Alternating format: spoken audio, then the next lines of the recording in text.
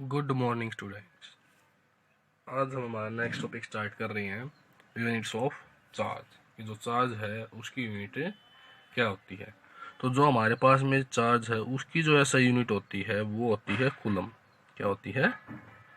Coulomb. और जो CGS unit होती है वो होती है स्टेट कूलम। क्या होती है? State coulomb. तो देखिए, अगर आप लोगों से कोई पूछे कि 1 कूलम की डेफिनेशन दो तो हम क्या करेंगे और कैसे निकालेंगे। तो हमने कूलम्स लॉ से पढ़ा था F इज इक्वल टू के Q1 Q2 upon are square. हम मान लेते हैं, let's suppose F is equal to 9 into 10⁻⁹ Q1 is equal to Q2, वो दोनों किसके बराबर मान लेते हैं? Q के बराबर मान लेते हैं। और इनके बीच की जो डिस्टेंस है R वो मान लेते हैं 1। और K की जो वैल्यू है वो होती है हमारे पास में 9 इंटू 10⁻⁹ SI में। बताइए आपको, इन सभी वैल्यूज़ को हम इस इक्वेशन में पुट करते हैं तो हमें क्या मिलता है? F की वैल्यू क्या थी? 9 into 10⁻⁹ is equal to K की वैल्यू पुट करेंगे 9 इंटू 10⁻⁹। Q1 की जगह क्या पुट करेंगे? Q2 की जगह क्या पुट करेंगे? Q और 1 स्क्वायर। तो यहाँ से क्या बना? 9 into 10⁻⁹ is equal to 9 into 10⁻⁹ Q square. दोनों साइड से क्या हुई? 9 इंटू 10⁻⁹ कैंसिल हो जाता है। तो हमारे पास में Q square is equal to किसके बराबर आया? 1। और अगर यहाँ से Q की वैल्यू निकालें तो क्या आ जाएगी? +-1। तो यहाँ से हमारे पास में एक डेफिनेशन बनती है 1 कूलम की। क्या बनती है? देखिए, 1 coulomb charge is that charge 1 coulomb charge is that much charge which when placed in vacuum at a distance of 1 meter from an equal and similar charge would repel it with a force of 9 into 10⁻⁹ Newton. तो क्या है कि हमारे पास 1 coulomb जो होगा वो किसके बराबर होगा? वो इतना चार्ज होगा जब हम उसको वैक्यूम में रखते हैं और उनके बीच की डिस्टेंस कितनी हो? 1 मीटर हो। और जो चार्ज कैसे हो? सिमिलर चार्ज, इक्वल और सिमिलर चार्ज हो। और वो जिस फोर्स के साथ में एक दूसरे को रिपेल करते हैं वो वाला फोर्स कितना हो? 9 इंटू 10⁻⁹ न्यूटन हो। तब हमारे पास में जो चार्ज होगा वो कितना होगा? 1 कूलम। अब देखिए, हमने पढ़ा सीजीएस यूनिट। सीजीएस यूनिट क्या थी? State coulomb. तो हमारे पास में जो 1 कूलम होता है उसमें हमारे पास 3 इंटू 10⁻⁹ स्टेट कूलम होते हैं। क्लियर? नेक्स्ट टॉपिक हमारे पास में डाई इलेक्ट्रिक कॉन्स्टेंट और रिलेटिव इलेक्ट्रिकल परमिटिविटी। इसके लिए आइए देखते हैं क्या होगा। हम मान लेते हैं कि हमने जो चार्ज है कूलम सलामा में क्या पढ़ा था? दोनों चार्जों किस में रख रखा था? वैक्यूम में। अब हम मान लेते हैं कि हमने उन दोनों चार्जों को जो सेपरेट कर रखा है वो किसी मीडियम से सेपरेट कर रखा है। तो कूलम्स लॉ से उनके बीच में जो फोर्स होगा Fm मान लेते हैं क्या होगा? कि Q1 Q2 upon R square. और अगर हम यहाँ से K की वैल्यू पुट करें, क्या थी K की value? K is equal to 1/4πε0। किसके लिए? फ्री स्पेस के लिए। और जब हम किसी मीडियम में रखते हैं तो K की वैल्यू क्या हो जाएगी? K is equal to 1/4πε। तो यहाँ से पुट करें तो Fm is equal to 1/4πε Q1 Q2 upon R square. ये हमारे पास किस में आएगी? किसी मीडियम में। इसको हम क्या मान लेते हैं? Equation first. नाउ, और यहाँ पे हमारे पास में जो एप्सिलॉन है ये हमारे पास में क्या है? Absolute electrical permittivity of A interviewing medium. कहने का मतलब क्या है? एप्सिलॉन जो नोट है वो तो हमारे पास में क्या होती है? Electrical permittivity of A free space. और ये वाली हमारे पास में क्या है? Electrical permittivity in a medium. जब अगर हमारे पास में दो चार्ज हो किसी मीडियम से सेपरेट कर रखे हैं। अब हम निकाल लेते हैं कि हमारे पास में जब हमने दोनों जो चार्ज हैं किस में रख रखे हैं? वैक्यूम में, तो उनके बीच में जो फोर्स होगा हम क्या मान लेते हैं एफ नोट, और उसकी की क्या वैल्यू होगी 1/4 pi epsilon naught Q1 Q2/R²। ये हमने क्या मान ली equation second. Now divide equation second by, now divide equation first,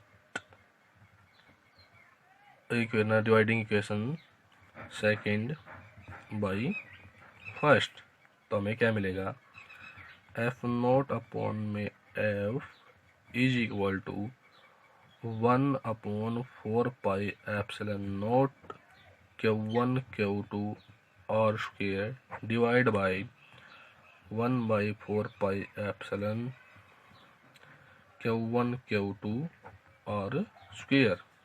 तो 1/4 पाई से 1/4 pi cancel out, Q1 Q2 से Q1 Q2, R² से R² कैंसिल आउट। तो हमें मिला एफ नोट अपॉन में एफ इज इक्वल टू क्या मिल जाएगा एप्सिलॉन अपॉन में एप्सिलॉन नोट, और जो हमारे पास क्या था इसको हम क्या रखते E R is equal to की, जहाँ पे एप्सिलॉन, ये जो एप्सिलॉन आर हमारे पास में आया हुआ है ये हमारे पास में क्या है रिलेटिव इलेक्ट्रिकल परमिटिविटी, और इसी को हम क्या बोलते हैं डाई इलेक्ट्रिक कॉन्स्टेंट की। तो अगर यहाँ से हमें इसकी डेफिनेशन देनी हो तो हम क्या कहेंगे, डाई इलेक्ट्रिक कॉन्स्टेंट की डेफिनेशन अगर हमें देनी पड़े तो डाई इलेक्ट्रिक कॉन्स्टेंट क्या होगा,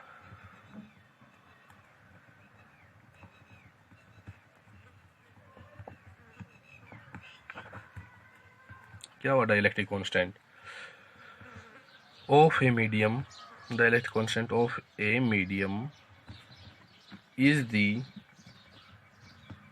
ratio of absolute permittivity, absolute permittivity, absolute electrical permittivity, permittivity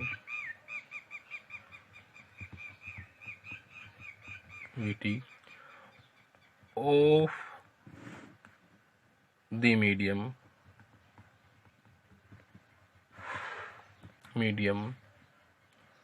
to the absolute electrical permittivity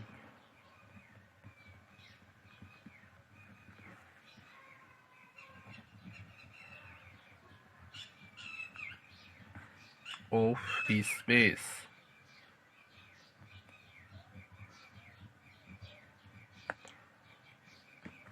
ये बन जाएगी हमारे पास में।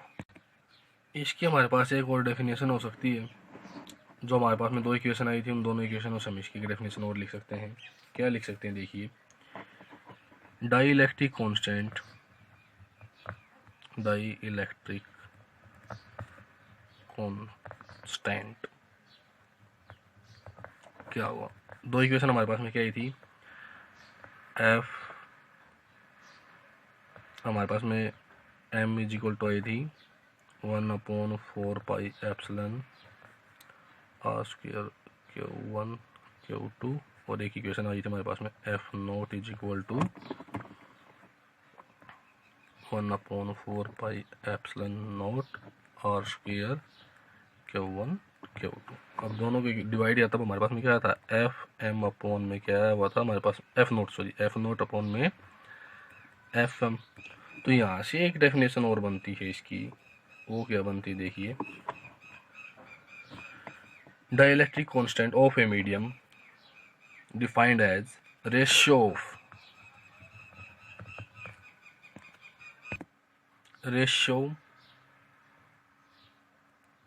Of force of interaction between 2 point charge separated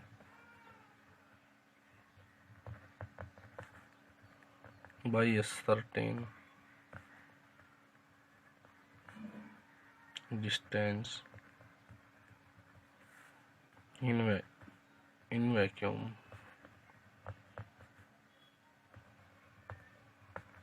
to the force of attraction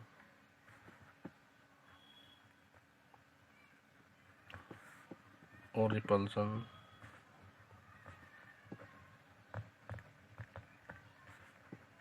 between the same 2-point charge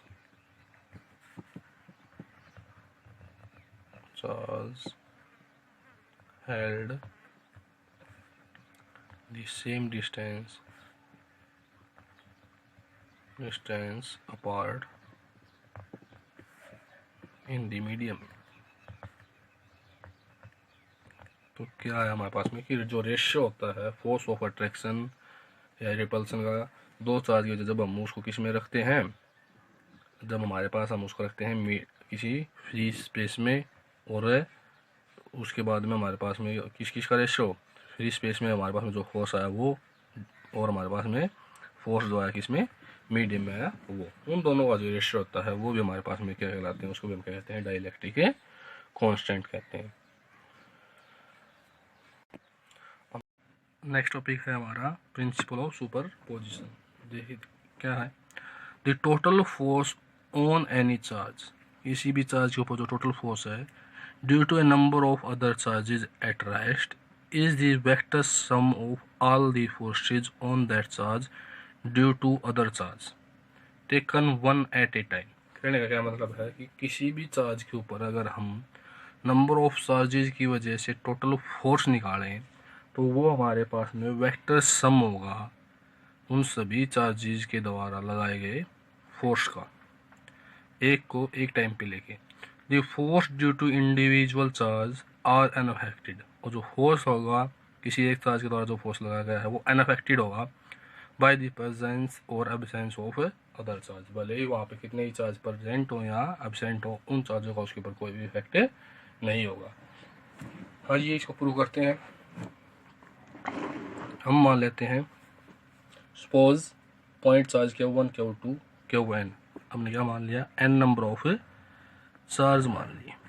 क्या मान लिया हमने, n नंबर ऑफ चार्ज मान लिए। यहाँ पे हमने Q1 मान लिया, Q2 मान लिया, इसी तरह से हमने क्या मान लिया, Q3 चार्ज मान लिया, और इसी तरह से हम क्या मान लेंगे, Qn चार्ज मान लेंगे। यहाँ पे हमने एक चार्ज मान लिया Q0, यहाँ पे मान लेते हैं हम कोई चार्ज Qn, हम मान लेते, और इनके जो पोजीशन वेक्टर हम मान लेते हैं Q0 का पोजीशन वेक्टर हमने क्या मान लिया R0, Q1 का पोजीशन वेक्टर हमने क्या मान लिया R1, Q2 का पोजीशन वेक्टर हमने क्या मान लिया R2, Q3 का पोजीशन वेक्टर हमने क्या मान लिया R3, और Qn का पोजीशन वेक्टर हम क्या मान लेते हैं Rn। ये अब हम मान लेते हैं कि ये जो सभी चार्ज हैं Q1 Q2 Q3 Qn, ये सारे मिलके सारे क्या कर रहे हैं, जो हमारे पास में हमने कोई चार्ज ले रखा है Q0, इसके ऊपर एक फोर्स लगा रहे हैं।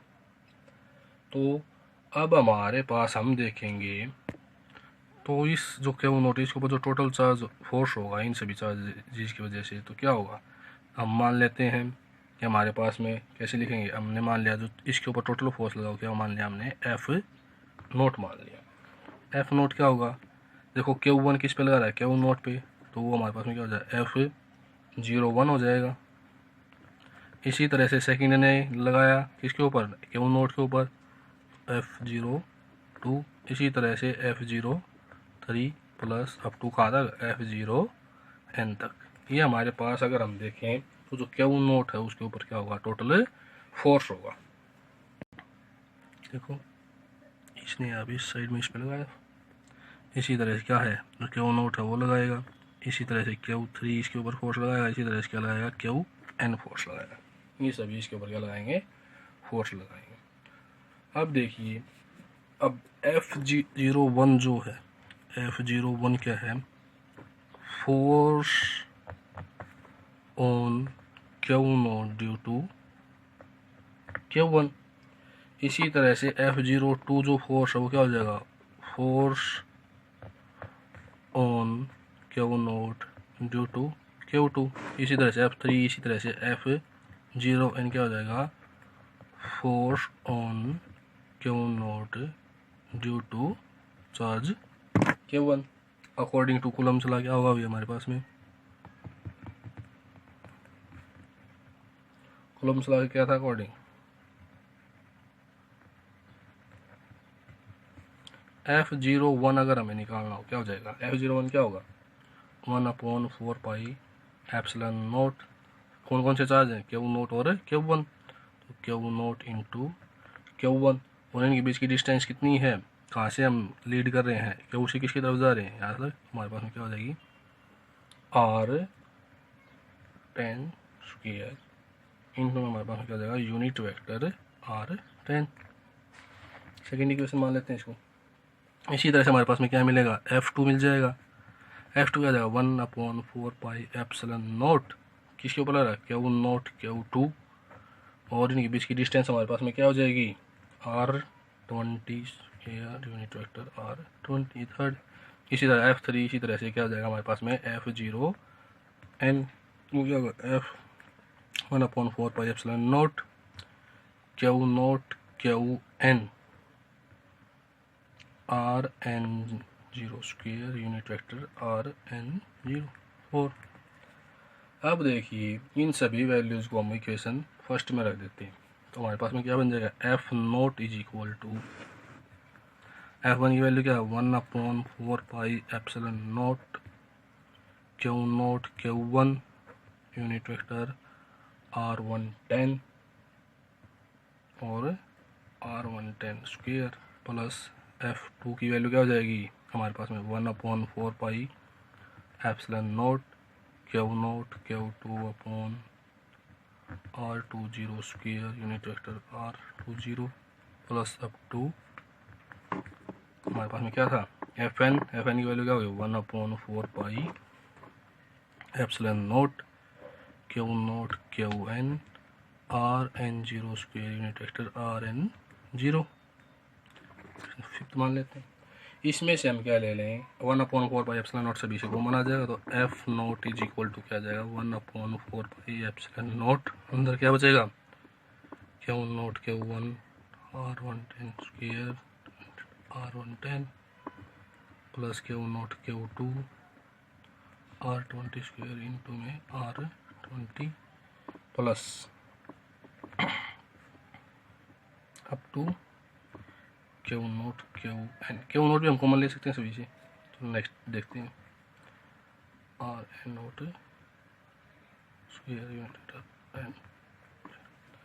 अब हमने क्या किया, Q0 सभी से क्या ले लिया, कॉमन ले लिया। हमने क्या लिया, Q0 को सभी से कॉमन ले लिया, तो क्या बन जाएगा हमारे पास में, F0 is equal to Q0 upon 4 pi epsilon nought, अंदर क्या बच जाएगा, Q1 Q2 Q3 F2 कहाँ तक, Qn तक, और यूनिट वेक्टर के साथ में, तो हम उसको कैसे ले रहे हैं, summation of I is equal to 1 to I is equal to n Qi upon Ri10 square unit vector Ri0, sorry ये दिया हमें Ri0, ये बन गया। अब देखो आई की जगह पे अगर हम यहाँ पुट करें 1 पुट करें तो हमारे पास में क्या जाएगा, पहले वाला फोर्स निकल जाएगा, 2 पुट करें तो दूसरे वाला, दूसरे चार्ज की वजह से 3 पुट करें तो थर्ड चार्ज की वजह से।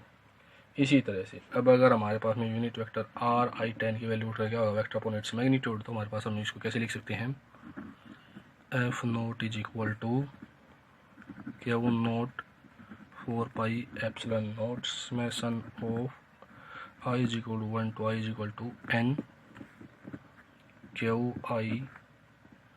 Ri10 cube into Ri10।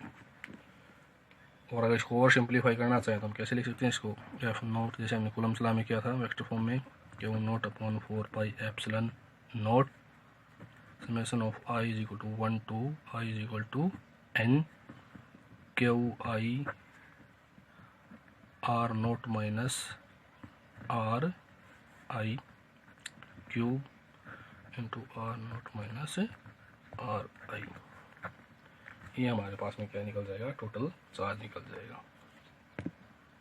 और अगर हमें इसकी क्या है डायरेक्शन निकालनी है एफ नॉट की या डिस्क्रीट चार्ज की वजह से जो फोर्स लगा हुआ है, तो वो हम किसके द्वारा निकालेंगे, पॉलीगन्स लॉ ऑफ वेक्टर के द्वारा। उम्मीद है आप लोगों को ये वीडियो पसंद आई होगी और अच्छे समझ में भी आ गई होगी। अगर आप लोगों को ये वीडियो पसंद आई हो तो इस वीडियो को लाइक करें, शेयर करें अपने दोस्तों के साथ, और चैनल को सब्सक्राइब करें और कमेंट करें। जय हिंद, जय भारत।